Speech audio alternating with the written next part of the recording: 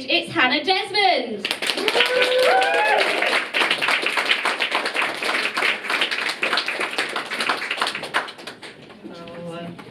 Well, I was just going to chat about paedophilia too, but that didn't go down very well. So, anyway, I'll tell you my life story.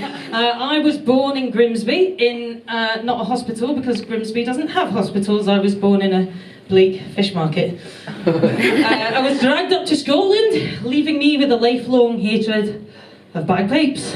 Lived all over England, the north, and the south. Whatever.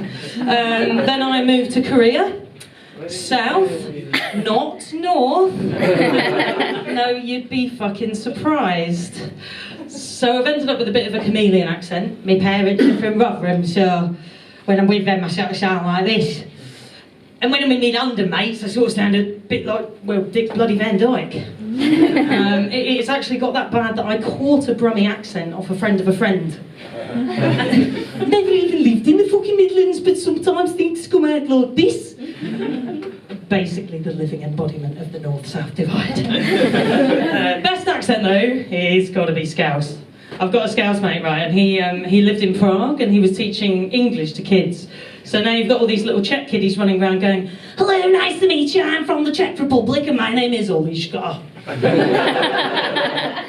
So this is the 5th time I've done stand-up, and I thought I was doing quite well with the pre-gig anxious shitting because I got it down from 5 to 3. But today it went back up to 4, and I also had to do a shit on National Express, which was very, very traumatic.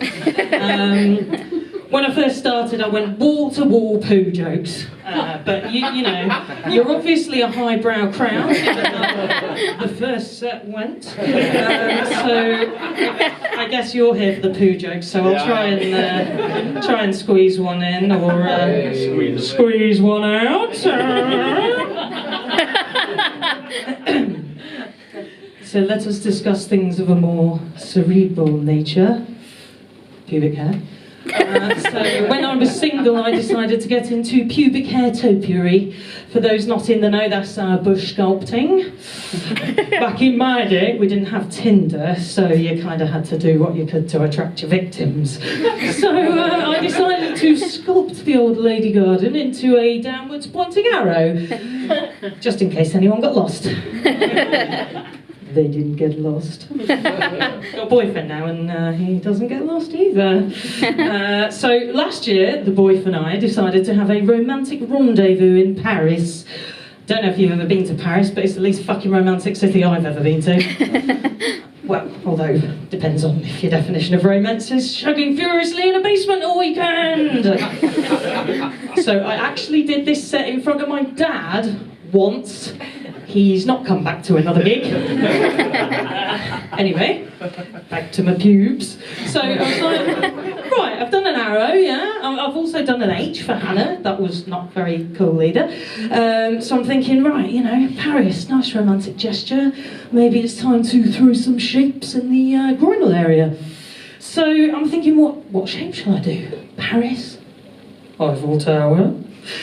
Ladies and gentlemen, I don't know if any of you have tried to shave your pubes into the shape of the Eiffel Tower, but if you have, you've got my utmost respect. There really isn't anything sexy about a pubic chevron. Anyway, enough about my nether regions for now. I'm now going to tell you the story of the sleeping taxista. So when I was living in Korea, I decided to have a nice little holiday to an island in Malaysia. Poor me. Turned up at Kuala Lumpur bus station to find the entire population of Asia buying every single last bus ticket before I could get to the counter. So I'm like, fucking hell, how am I going to get to this island then? Well, turns out a taxi for 6 hours was 100 quid. I mean, that is about the price of a day return from London to Reading. Fucking fantastic. Anyway, I boarded my chariot and Mr. Taxista said, "Are you okay with the music, madam?" I'm thinking, this guy's got a fucking 12-hour day. Yeah, it's fucking fine. It wasn't fine. It was Shaggy's greatest hits. On repeat. I don't know if you've ever listened to Shaggy's Greatest Hits 3 times in a row, but I've pretty much decided it was him. I don't care what he does for Julie, and he's probably not a fantastic lover. I tried drowning it out with headphones, but Shaggy continued to penetrate. Sorry, I'm still suffering from post-traumatic Shaggy disorder. Anyway, 3 hours in, Mr. Taxista pipes up. Do you like traditional Malaysian music, madam? Yes, I fucking do! Crank that shit up! I honestly would have taken the back catalogue of Cliff Richard performed by a novice bagpipe player at that point. Unfortunately, it seemed that Shaggy's Greatest Hits was the only thing keeping him awake. I'm looking at this guy, he's in the front, and he's going... doing that like nodding dog thing, and I'm like, is he asleep? Yeah, he was fucking asleep, as was confirmed by him veering into oncoming traffic. Cue 3 hours of wall-to-wall small talk. Very painful. I don't know as much about my own family as I know about this guy. I mean, seriously, who knows their fucking uncle's wife's cousin's dog's name and where all their fucking puppies went to school? Evidently, I did live to tell the tale, and to plot my cold-blooded revenge against Shaggy. Thanks a lot. I'm sorry to whoever's next because I've drooled all over the fucking microphone. Hey!